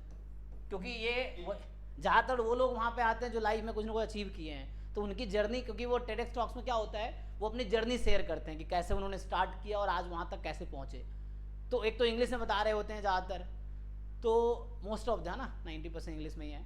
सो इंग्लिश, तुम इंग्लिश वाला ही देखो। अगर यूट्यूब पे फ्री है ये, तो यूट्यूब पे तुम टेडेक्स टॉक्स का प्रॉपर चैनल है, तो वहाँ पे तुम देखो इंग्लिश में। इंडियन लोग भी जो इंग्लिश में बोलते हैं, क्योंकि अमेरिकन तुम अगर सुनोगे उनका लैंग्वेज, तो तुम्हें शुरू में तो हवा ही नहीं लगेगा। स्पेशली उन लोगों को एडवाइस दे रहा हूँ जो वैसे बैकग्राउंड से हैं, जिनको इंग्लिश नहीं आती। मैं भी उसी बैकग्राउंड से, मुझे इंग्लिश नहीं आती थी, तो हमने सीखा। अभी भी नहीं आती बहुत ज़्यादा, इतना आता ही काम चल जाता है, ये है। सो बस वही है। सो इसमें आप इस पर थोड़ा सा टाइम दे सकते हो। अगर रोज़ एक एपिसोड देखोगे तो बहुत सारे, या 1-2 है ना, तो उसमें है कि मतलब तुम्हें वर्क करना है, गोल्स बनाने हैं, उस पर काम करना है। तुम्हें अपने ड्रॉबैक्स ढूंढने हैं, टू डू लिस्ट बनाने के, भैया इस पर काम करना है, उसके लिए शेड्यूल बनाना है, प्लान बनाना है, उस पर काम करना है, कंसिस्टेंटली वर्क करना है ना, ये है। मतलब 365 डेज तुम सेम चीज़ अगर कर रहे हो ना, तो उस चीज़ में बहुत अच्छे हो जाओगे। मतलब अगर कोई चीज़ तुमने शुरू किया और उसको पूरे साल कंटिन्यू रखा, तो साल के एंड में तुम उस काम में बहुत अच्छा हो जाओगे। तो दिक्कत ये, हम लोग स्टार्ट करते हैं और कुछ दिन बाद छोड़ देते हैं, तो हम उसमें अच्छा हो ही नहीं पाते हैं। तो तुम एक प्रॉपर शेड्यूल बनाओ, टाइम टेबल बनाओ, और उसको पूरे साल फॉलो करो, तो उसमें तुम बहुत अच्छा हो जाओगे, ये है। तो इसे इंग्लिश ऐसे सीखा मैंने, तो हो जाएगा। इंग्लिश होने कोई बड़ी चीज़ नहीं। तुम ऐसे इन्वायरमेंट में जाओगे, जैसे आईआईटी में ज़्यादातर इंग्लिश में ही सब कुछ चलता है, बच्चे भी इंग्लिश में बात करते हैं जनरली, प्रोफेसर भी इंग्लिश में ही बात करते हो, हिंदी में बात करेंगे नहीं, इंग्लिश में ही पढ़ाते हैं, क्लास में भी इंग्लिश में ही बोलते हैं। तुम्हें क्वेश्चन इंग्लिश में ही पूछना है, तो वहाँ खुद ही आ जाएगा। जब कोई रास्ता नहीं बचता है ना, तो खुद ही आ जाता है इंग्लिश, तो वो चीज़ है, तो वो खुद ही आ जाएगा। वैसे ही ऐसे पानी में धक्का मार दो, या तो डूबोगे या फिर सर कभी यही होता है, माहौल देखकर वहाँ सामने वाला इंग्लिश बोल रहा है ना, अगर वहाँ नहीं बोल पाते तो हम डीमोटिवेट हो जाते हैं, लगता है कि कुछ जानते ही नहीं है। नहीं, जो बच्चा जो बोल रहा है वो भी कुछ टाइम पहले आपके जैसा ही था एक्चुअली। तो हमें ये नहीं सोचना है कि वो जो आज इंग्लिश बोल रहा है या कोई चीज़ अच्छा है किसी चीज़ में, तो वो उस पर काम किया इसलिए वो अच्छा है, या उसका इन्वायरमेंट वैसा रहा है। तो कुछ टाइम पहले हो सकता है वो भी आपके जैसा रहा हो, तो ईजी है ना। तो आप बस उस पर वर्क करना शुरू करो, आप भी हो जाओगे।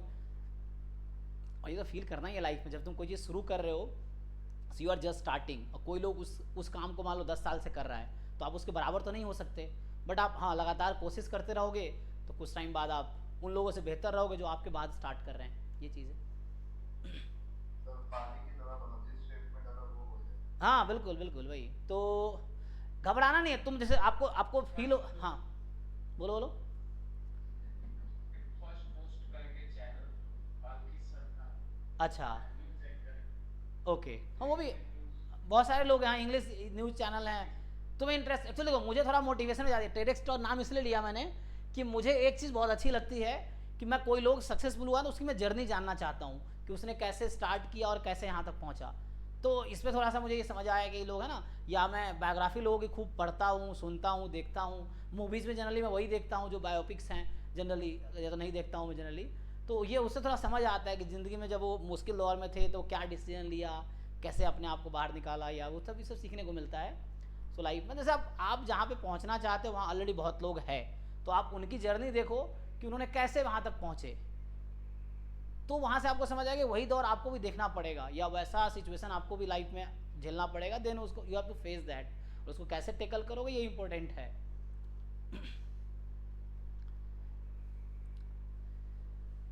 ठीक है, अभी जस्ट आज क्वेरी और यही क्लास है, तो आज क्वेश्चन है तो क्वेश्चन भी डिस्कस कर सकते हैं ऐसे तो। सर एक क्वेश्चन था, बोलो बोलो। वो 4 डिजिट था और उसमें मतलब कि ये बोला गया था कि जीरो जो है वो 2 अगर उसमें रखा जाए तो कितने उस डिजिट बनेगा? ओके, फिर से बोलिए। 4 डिजिट मतलब 4 डिजिट का नंबर था, उसमें एग्जैक्टली 2 जीरो से कितने नंबर्स बनेंगे? अच्छा, एग्जैक्टली 2 जीरो रखने हैं इसमें, सो कितने नंबर्स बना सकते हैं आप? तो देखो यहाँ तो जीरो आप रख नहीं सकते, क्योंकि यहाँ आप जीरो रखेंगे तो ये 3 डिजिट का हो जाएगा, है ना। तो उसके लिए आपको क्या करना होगा, केसेस बने है ना। तो इसको बनाया जा सकता है, इजी है। सर इसमें पहले से रिपीटेशन है या नहीं है इसके? नहीं, एग्जैक्टली 2 जीरोज यूज करने हैं। हाँ, बाकी डिजिट का रिपीटेशन है कि नहीं है ये बताओ। ये है, सर है, वो है पूरा। ठीक है। 1999 जैसे 9 है ना, तुम एक काम करो, केसेस बना लो। चलो केसेस क्या, मैंने फिक्स कर दिया 2 जीरो यहाँ पे है, तो यहाँ कितने चॉइसेस है मेरे पास अब? 9 तो यहाँ 9 है, और यहाँ कितने चॉइस है? वहाँ है, कितना? 9 ही वहाँ है। हाँ ठीक है, 9। तो इसमें एक चॉइस है, इसमें एक चॉइस है, तो इस तरीके के टोटल 81 नंबर्स बनेंगे, जहां पे लास्ट के 2 प्लेस पे जीरो होगा। हाँ, ऐसे ही और कितनी पॉसिबिलिटी है बताओ, और क्या केसेस हो सकते हैं कि जीरो तुम यहाँ रख दो तो इसके भी 81 बनेंगे, क्योंकि एग्जैक्टली 2 जीरो यूज करने हैं ना। और एक और केस बन जाएगा, क्या बनेगा? यस, यहाँ जीरो कर दो, इसके भी 81 नंबर बनेंगे। और पॉसिबिलिटी है बताओ, क्योंकि यहाँ जीरो रख नहीं सकते, तो एक काम कर सकते हैं हम लोग,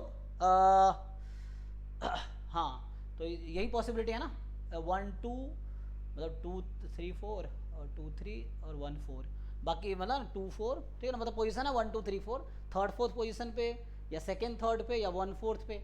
और कोई पॉसिबिलिटी है भाई? नहीं है ना, क्योंकि और कहाँ जीरो पुट कर सकते हो तुम, यही है। तो ये आंसर होना चाहिए। क्या आंसर दे रखा है, चेक कर लो। 2012 का आंसर तो उसको पता नहीं। हाँ चेक कीजिएगा, ये अप्रोच होगा, इस तरह से ही करना है आपको, तो इस तरह से ट्राई कर दो, ये है। सो तो इस एग्जैक्टली 2 जीरोज यूज करने, तो ये है, आप ट्राई करो अपने हिसाब से। तो ये आंसर 81 81 81 का तीनों का सम हो गया। So either this will be the situation और दिस, ये है एग्जैक्टली 2 जीरोज आने चाहिए, तो हो गया। हाँ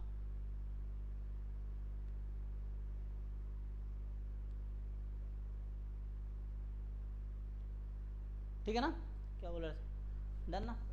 मैथमेटिक्स का क्वेश्चन है। अच्छा ठीक है, तो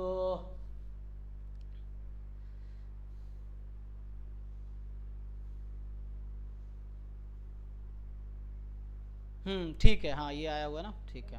वो जो option 1, option A, option B, option D हो गया चेक, बट ऑप्शन सी जो डायगोनलाइजेबल है ना, वो मैं नहीं क्लियर कर पा रहा हूँ। हाँ देखो, अब देखो जैसे ये क्वेश्चन इन्होंने पूछा है मिनिमल पॉलिनोमियल वाला, तो जैम में कोई डायरेक्ट मिनिमल पॉलिनोमियल वाला क्वेश्चन आता नहीं है।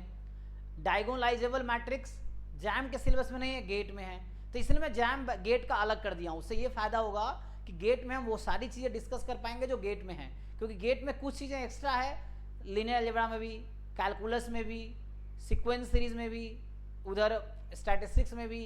तो गेट में हर टॉपिक में थोड़ा थोड़ा 1-2 टॉपिक एक्स्ट्रा है, तो हम जब गेट का एक्सक्लूसिव बैच अगर चलाऊंगा तो मैं गेट की सारी चीज़ें डिस्कस करेंगे। जैम में थोड़ा कम है क्योंकि गेट एमएससी लेवल का एग्जाम है। कई बच्चा पूछता रहता है कि गेट और जैम में सर क्या डिफरेंस है। तो जैम बीएससी लेवल का एग्जाम है, एमएससी एडमिशन के लिए यूज होता है ना। मतलब बीएससी पास करके बच्चा जैम दे सकता है to get admission into MSc in IIT और एनआईटी। और GATE actually MSc level exam है, या तो 4 ईयर डिग्री किया हो बीटेक, या 4 ईयर बीएस है चलेगा, डुअल डिग्री है 4-5 ईयर का चलेगा। अदरवाइज एमएससी के बाद ही बच्चा गेट यूजफुल है उसके लिए, बीएससी वाला बच्चा दे सकता है क्योंकि गेट की वैलिडिटी 3 साल की है। अगर एक बार गेट निकालते हो तो अगले 3 साल तक यूज कर सकते हो। जैम की वैलिडिटी 1 साल की है बस। जैम इज लाइक ओटीपी, जिस साल एग्जाम मतलब एक बार ही यूज करना है तुम्हें, उस साल यूज नहीं किया अगली बार कोई यूज नहीं होगा उसका। ये है गेट में क्या अगले 3 साल तक यूज कर सकते हो डिफरेंट पर्पस के लिए। तो गेट एमएससी लेवल का एग्जाम है जिसका पर्पस है एमटेक एडमिशन के लिए। तो एमटेक एमएससी के बाद की डिग्री है, या तो बीटेक वाला एमटेक कर सकता है या एमएससी के बाद कोई एमटेक कर सकता है, अलाउड है, ये बहुत दोस्त किए भी हैं। तो एक गेट दे के एमटेक कर सकता है कोई, गेट दे के पीएचडी कर सकता है कोई गेट के बेसिस पे, या गेट दे के डायरेक्ट जॉब भी वैकेंसीज आते हैं जो गेट के बेस पे वो चुनते हैं, है ना। जैसे मैंने कभी बोला भी है, मैं खुद भी ये जो क्रीस है इसमें उस साल आया था 2022 में वैकेंसी आई थी असिस्टेंट डेटा एनालिस्ट का, असिस्टेंट डेटा एनालिस्ट का। यह आया था स्टैटिस्टिक्स, जिन्होंने गेट स्टैटिस्टिक्स दिया है, ये गेट एसटी 2022 जिन लोगों ने दिया था 2022 में रिजल्ट आया था, उसमें क्रीस जो है इंडियन रेलवेज जो है, सो इंडियन रेलवेज का ये ब्रांच उसमें आया था, इसका वैकेंसी है ना। तो इसमें मैंने भी मतलब चूंकि डायरेक्ट गेस पे बेस्ड, मेरा गेट 2022 में मेरा रैंक था थिंक 19 था, तो भूल भी गया शायद 21 था ना, 21 था, हाँ 21 था। गेट 2022 में मेरा रैंक 21 था और गेट 2023 में मेरा रैंक 3 था, है ना। ये है तो सो इसमें मैंने अप्लाई किया था, तो इसमें मुझे जैसे जॉब मिला था तो उसमें अच्छा था, मतलब आप सैलरी है ना अराउंड 85,000 पर मंथ दे रहे थे, तो अच्छा था। मतलब तो ये कई बार आता और भी डिफरेंट जगह आता है, तो लास्ट ईयर तो आया नहीं इसका, अब इस साल देखते हैं। तो ये है तो मतलब गेट का पर्पस जो है एमटेक एडमिशन, पीएचडी एडमिशन या जॉब। जैम का पर्पस है एमएससी एडमिशन, ये है जैम का एक ही पर्पस है ना। जैम का फुल फॉर्म भी यही है ना, joint admission test for MSc, ये है। तो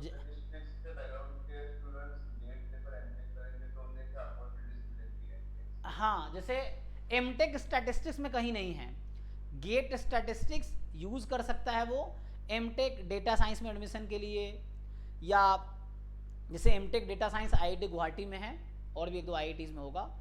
फिर एमटेक कंप्यूटर साइंस में एडमिशन के लिए जैसे आईआईटी खड़गपुर में मैथमेटिक्स डिपार्टमेंट कराती है MTech in computer science and data processing, तो उसमें एडमिशन ले सकता है।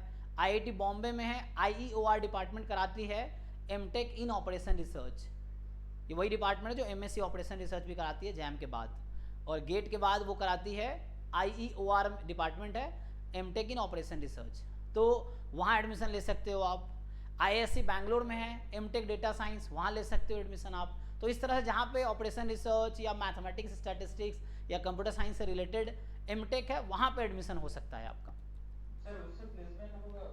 जी, एमटेक में फुल प्लेसमेंट होता है। एमटेक कहीं भी जाओगे तो एमटेक का कोर पर्पस प्लेसमेंट ही रहता है, तो प्लेसमेंट होगा। Okay sir. ये तो पहले एमएससी कर दो, अगर जिनको जॉब करना है तो एमएससी के बाद भी हो, नहीं तो एमटेक करके जॉब ले सकते हो, नहीं तो पीएचडी करके भी जॉब ले सकते हो। तो चलो आगे का चीज़ें हैं, सो बहुत सारे रास्ते हैं। लेकिन एमटेक एडमिशन डिफ़िकल्ट है दैन पीएचडी एडमिशन, क्योंकि जैसे एग्जांपल जो मैंने एग्जांपल्स दिया है जिस इंस्टीट्यूट्स का जहाँ भी एमटेक हो रहा है वो सिर्फ गेट स्टैटिस्टिक्स नहीं ले रहा है, वो जैसे मान लो एमटेक कंप्यूटर साइंस है तो वो MTech computer science GATE computer science भी एक्सेप्ट करता है, गेट मैथमेटिक्स भी एक्सेप्ट करता है, गेट स्टैटिस्टिक्स भी एक्सेप्ट करता है। इस तरह डिफरेंट कोर्सेज, तो वहाँ कॉम्पिटिशन बढ़ जाते हैं क्योंकि डिफरेंट गेट में अराउंड 30+ सब्जेक्ट में एग्जाम होता है। जैम 7 सब्जेक्ट में एग्जाम होता है, गेट 30+ सब्जेक्ट है, 30 से ज़्यादा है जिसमें एग्जाम होता है। एमटेक से इंटरव्यू होगा तो? एमटेक में कुछ जगह इंटरव्यू है, कुछ जगह बिना इंटरव्यू होता है। जैसे आईआईटी खड़गपुर में बिना इंटरव्यू का होगा, आईआईटी बॉम्बे में बिना इंटरव्यू का होगा, आईआईएससी बैंगलोर में एक डिपार्टमेंट है कंप्यूटेशनल डेटा साइंस डिपार्टमेंट का नाम है, हाँ वहाँ पे कंप्यूटेशनल डेटा साइंस, हाँ। सो वहाँ पे जो डिपार्टमेंट है वो एमटेक डेटा साइंस में कराती है, पीएचडी भी डेटा साइंस में कराती है। तो वहाँ पे आप एडमिशन ले सकते हो गेट क्वालिफाई करके, फिर वहाँ इंटरव्यू होगा। लेकिन तो आईएससी बैंगलोर में इंटरव्यू देना होगा, तब जाके एडमिशन होगा। कुछ जगह डायरेक्ट गेट स्कोर पे एडमिशन होता है। तो जैसे आईएससी बैंगलोर में गेट का रैंक बहुत ज़्यादा इंपॉर्टेंट नहीं रहेगा वहाँ पे। यहाँ हो सकता है कि फर्स्ट रैंक वाले का ख़राब इंटरव्यू हो जाए और 10th रैंक वाले का अच्छा इंटरव्यू हो जाए, तो 10th रैंक वालों को सिलेक्ट करेंगे, फर्स्ट रैंक वालों को ना करेंगे। आईएससी बैंगलोर में ऐसा भी हो सकता है, क्योंकि वहाँ एडमिशन इंटरव्यू के बेस पे हो रहा है, और बाकी जगह मेरिट पे एडमिशन हो रहा है कि गेट के रैंक पे एडमिशन हो जा रहा है। तो रैंक के आधार पे वो फिर मेरिट निकालते हैं। सर जो एसएससी एग्जाम्स होते हैं, जो जेएसओ वगैरह, उससे क्या अपॉर्चुनिटीज है फील्ड्स में? अच्छा, एसएससी में जो जूनियर वो है जेएसएस, जूनियर स्टैटिस्टिकल ऑफिसर्स का, तो उसका आई थिंक अलग काम है। जो ये लोग जो आईएसएस के थ्रू जो लोग जाते हैं उसके अंडर वो काम करते हैं वो लोग एक्चुअली। जैसे जो इंडियन स्टैटिस्टिकल ऑफिसर्स हैं वो तो ऑफिसर हो गए, तो उनके जो सबऑर्डिनेट्स होते हैं जो उनके लिए काम करते हैं, ये वो लोग होते हैं जो जूनियर स्टैटिस्टिकल ऑफिसर्स हैं, तो उनके अंडर वो काम करते हैं एक्चुअली। और सर आरबीआई के एग्जाम्स का? हाँ, आरबीआई जो है, आरबीआई जो कराती है डीएसआईएम है, नाम क्या था, डिपार्टमेंट ऑफ क्या है, स्टैटिस्टिक्स एंड प्रोग्राम इम्प्लीमेंटेशन, डीएसआईएम है ना, हाँ ऐसा कुछ है, ठीक है। तो जो आरबीआई में जो ग्रेड बी का जॉब है वो भी अच्छा, तो वो तो वहाँ पे वो बनाते हैं ना, आई थिंक उनका एक अलग वर्क है, मुझे देखना पड़ेगा क्या काम वो लोग करते हैं। एनालिसिस ही करते होंगे, डाटा एनालिसिस ये सब, वो वहाँ पे उनका एक प्रॉपर काम होगा स्टैटिस्टिक्स से रिलेटेड। हालांकि है, मेरी एक बॉम्बे में सीनियर थी सविता पाड़ेक, वो आईआईटी बॉम्बे से पीएचडी कर रही थी, फिर पीएचडी के दौरान ही उनका जॉब हो गया, तो वो वहाँ जॉब ऑलरेडी कर रही है। तो मैंने पूछा नहीं काम क्या करना होता है, बट वहाँ पे जो रोल है ग्रेड बी ऑफिसर है, वहाँ पे ऑफिसर का रोल है, बट काम वही होगा एनालिसिस करना या उसका, बट मुझे अभी पता नहीं कि एक्चुअली काम क्या करते हैं, मैं पूछ लूँगा।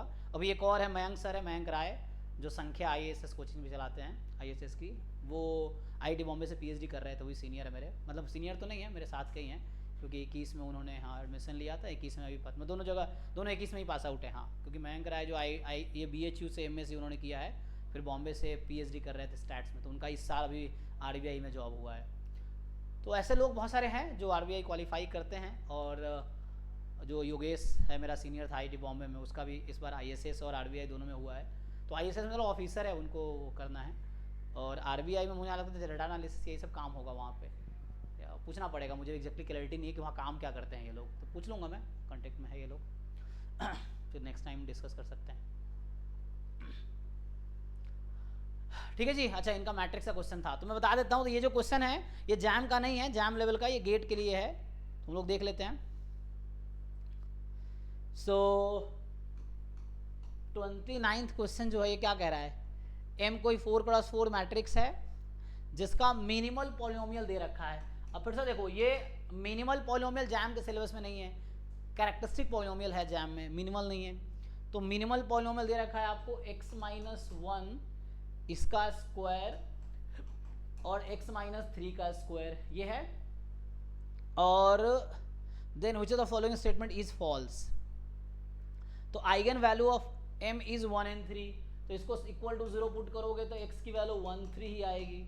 तो आइगन वैल्यू 1 3 है, तो पहला स्टेटमेंट ट्रू है, हमें फॉल्स चुनना है। दूसरा स्टेटमेंट है आइगन वैल्यू ऑफ, तो अच्छा हो गया, the algebraic multiplicity of eigen value 1 and eigen value 1 is 3। तो अलजेब्रिक मल्टीप्लिसिटी क्या होगी? सो अलजेब्रिक मल्टीप्लिसिटी क्या होती है? 1 में 3 होगी, तो 1 से अलजेब्रिक मल्टीप्लिसिटी। एक मिनट रुको, मैं तुमसे ये पूछता हूँ ध्यान से, ये क्या है, मिनिमल पॉलिनोमियल की डिग्री कितनी है? 4 है। और नहीं, डिग्री कितनी है इस पॉलिनोमियल की? अरे कहाँ खोए हो? इस पॉलिनोमियल की डिग्री कितनी है? इसको खोलोगे तो x² बनेगा, इसको खोलेंगे तो x² बनेगा, तो हाईएस्ट पावर 4 नहीं आएगी, तो डिग्री 4 है। और मैट्रिक्स किस ऑर्डर की थी? जो मैट्रिक्स M है वो किस ऑर्डर की है? 4+4। तो ये कैरेक्टरिस्टिक पॉलिनोमियल यही हो गया ना, खुद ही यही हो गया, क्योंकि मिनिमल पॉलिनोमियल जो होता है, minimal polynomial is just contains all the factor of characteristic polynomial, और चूंकि 4x4 की मैट्रिक्स है तो इसका कैरेक्टरिस्टिक पॉलिनोमियल भी डिग्री 4 का ही होगा, तो ये खुद कैरेक्टरिस्टिक पॉलिनोमियल है। अब इसको जब मैं सॉल्व करूंगा तो इसके सॉल्यूशन 1 जब आएगा तो उसकी मल्टीप्लिसिटी क्या है, मैं बोल रहा हूँ कि 1 की मल्टीप्लिसिटी क्या है और 3 की मल्टीप्लिसिटी क्या है, समझ आया कि नहीं? Yes, sir. तो ये बोल रहा है कि आइगन वैल्यू, वन का एलजेब्रिक मल्टीप्लिसिटी 2 है। तो इसने क्वेश्चन ने क्या कहा है, algebraic multiplicity of eigen value 1 is 3। तो ये सही कह रहा है गलत कह रहा है? ऑप्शन बी गलत कर रहा है। गलत कह रहा है ना, तो यही तो ऑप्शन करेक्ट हो गया है, फॉल्स ही पूछना था ना। ठीक, अब देखो अगला है कि m इज नॉट डायगोनलाइजेबल। तो क्वेश्चन ये है कि कोई मैट्रिक्स डायगोनलाइजेबल कब होता है?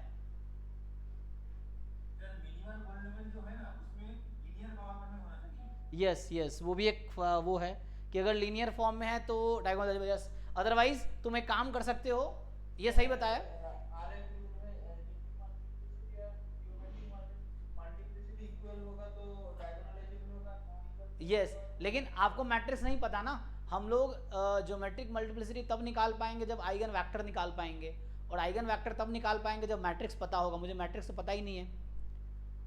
तो यहाँ पे आपको जॉर्डन ब्लॉक्स पता है, जॉर्डन मैट्रिक्स? सर नाम सुना था बट हाँ, तो इस मैट्रिक्स का आप जॉर्डन फॉर्म लिख सकते हो। जॉर्डन फॉर्म क्या होता है कि डायगोनल पे 1 और यहाँ पे पावर 2 है। तो पावर 2 का मतलब होता है कि maximum size of a block is 2 corresponding to 1। Maximum size of a block is 2। तो इस ब्लॉक की साइज 2 है, इस ब्लॉक की साइज 2 है। तो ये डायगोनलाइजेबल नहीं है एक्चुअली। ये जॉर्डन मैट्रिक्स है, मैं पढ़ाऊंगा क्लास में, जॉर्डन ब्लॉक है ये। तो ये जो मैट्रिक्स M का जॉर्डन कैनोनिकल फॉर्म है। तो जॉर्डन, ये लग रहा है आपको डायगोनल मैट्रिक्स है, ये नहीं है ना? ये तो ऊपर 1 आ गया इसके, तो ये डायगोनल नहीं है, तो डायगोनलाइजेबल नहीं होगा। जैसे बताया ना लीनियर होना चाहिए, तो फैक्टर्स लीनियर होने चाहिए, सही बता रहा था वो। सो 1 by 1 हाँ, कोई एक बोलो। Sir may be upper lower triangular matrix है। हाँ कोई दिक्कत नहीं है, डायगोनल नहीं है ना, ये डायगोनल मैट्रिक्स है ये, नहीं है तो डायगोनलाइजेबल नहीं है, खत्म। हाँ सुदीप, तो आप क्या बोल रहे थे? मेरा इस सेमेस्टर में लीनियर अलजेब्रा पूरा टॉपिक नहीं है। हाँ, लेकिन वही कर रहा हूँ, बहुत इजी क्वेश्चन है। आपके सेमेस्टर में बहुत ज़्यादा पढ़ना होगा क्योंकि कॉलेज में बहुत पढ़ाते हैं, एंट्रेंस में उतना नहीं है। सर सिर्फ बेसिक डायमेंशन के लिए सिर करके लीनियर ट्रांसफॉर्मेशन लाइन थ्योरम सभी है इसमें। हाँ वही तो ठीक है, बेसिक जैम का तो वही कवर हो गया। How to conduct this matrix please repeat again. How to construct, उसके लिए थ्योरी पढ़ना पड़ेगा तुम्हें। ये मिनिमल पॉलिनोमियल है ना, इसकी डिग्री 2 है। इसका मतलब है कि जो ब्लॉक साइज, अब तुम्हें ब्लॉक मैट्रिक्स पढ़ना पड़ेगा कि ब्लॉक मैट्रिक्स क्या होता है। ब्लॉक मैट्रिक्स सब मैट्रिक्स, तो ये डायगोनल पे आइगन वैल्यूज आते हैं। अब ब्लॉक देखना है, ब्लॉक की साइज क्या है, तो एटलीस्ट 1 ब्लॉक होगा जिसकी साइज 2 होगी, ये है। तो ब्लॉक की साइज 2 होगी कम से कम, तो ये ब्लॉक साइज 2 बनाया। ये सर जो ब्लॉक बने हैं ना उसके लिए कॉम्बिनेटरी प्रॉपर्टी सेटिस्फाई होना चाहिए। हाँ हाँ वो हो जाएगा। तो ये एक्चुअली, अब जॉर्डन मैट्रिक्स का डेफिनेशन पढ़ोगे तो जॉर्डन मैट्रिक्स ये होता है कि डायगोनल के जब ब्लॉक बनाते हो ना, तो डायगोनल पे 1 रहेगा और डायगोनल के जस्ट ऊपर वाला एलिमेंट भी 1 रहेगा। यहाँ 3 3 है तो इसके ऊपर 1 है, तो ये 1 ही क्यों है? क्योंकि ये डेफिनेशन है जॉर्डन मैट्रिक्स का, जॉर्डन कैनोनिकल फॉर्म या जॉर्डन मैट्रिक्स है उसका, ये डेफिनेशन है। तो इसलिए मैंने 1 लगाया है। तो उसके लिए आपको थ्योरी पढ़ना पड़ेगा। तो इसलिए कई बार ना क्वेश्चन सॉल्व करने में आपको रियलाइज होगा you don't know the definition, you don't know the theorem, तो उसी समय जाओ थ्योरी पढ़ो, डेफिनेशन पढ़ो और वापस क्वेश्चन पे ट्राई करने आओ, तो आपको वो अपनी कमियां दूर हो जाएंगी। ओके सर, पार्टनर मैट्रिक्स भी काम आते हैं।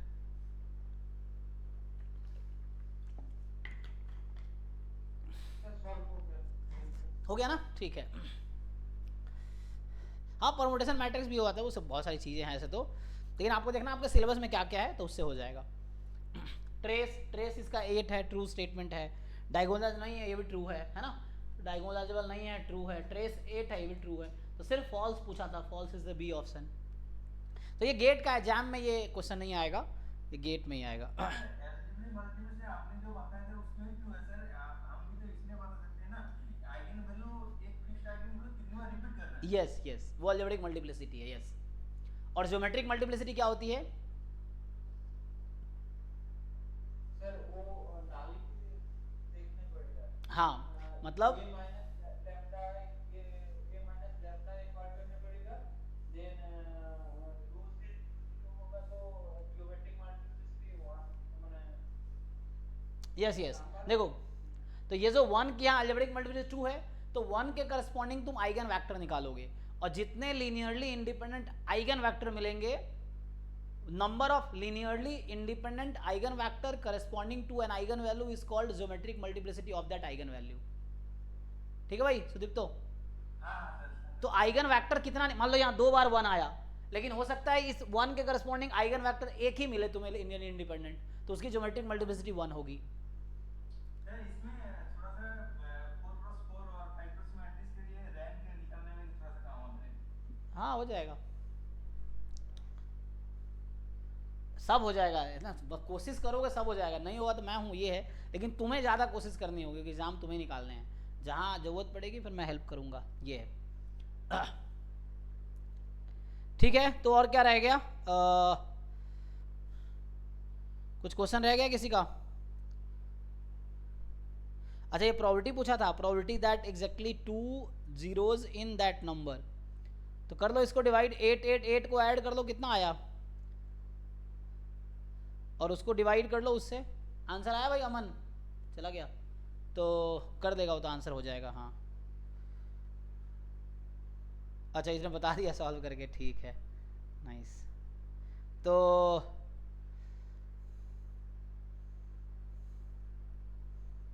सर जॉब्स के लिए प्लेसमेंट के लिए आईएसआई बेटर है या आईआईटी बॉम्बे बेटर है? जॉब के लिए ISI या IIT Bombay? I think ISI में ज़्यादा, मतलब दोनों जगह है, ISI is a better institute than IIT Bombay, ये है। तो अगर ISI आपका होता है तो ISI is much better than IIT Bombay, ये है। IIT में ज़्यादा अपॉर्चुनिटीज़ हैं प्लेसमेंट की भी, लोग US खूब जाते हैं, और प्लेसमेंट का भी अच्छा अपॉर्चुनिटी है ISI में। आईएसआई में सर थोड़ा सा थ्योरेटिकल पोर्शन है ज्यादा, हाँ जो हाँ ISI में थ्योरेटिकली पढ़ाते हैं, बहुत डीप पढ़ाते हैं, थोड़ा डिफिकल्ट भी है, और IIT में थोड़ी अप्लाइड है, सही कह रहे हो, वहाँ पे चूँकि टेक्निकल इंस्टीट्यूट है तो पढ़ाने का तरीका उनका वैसा है, और ये रिसर्च इंस्टीट्यूट है ISI, तो इनका पढ़ाने का तरीका वैसा है, बट प्लेसमेंट वहाँ से भी दोनों जगह से होते हैं, ये है।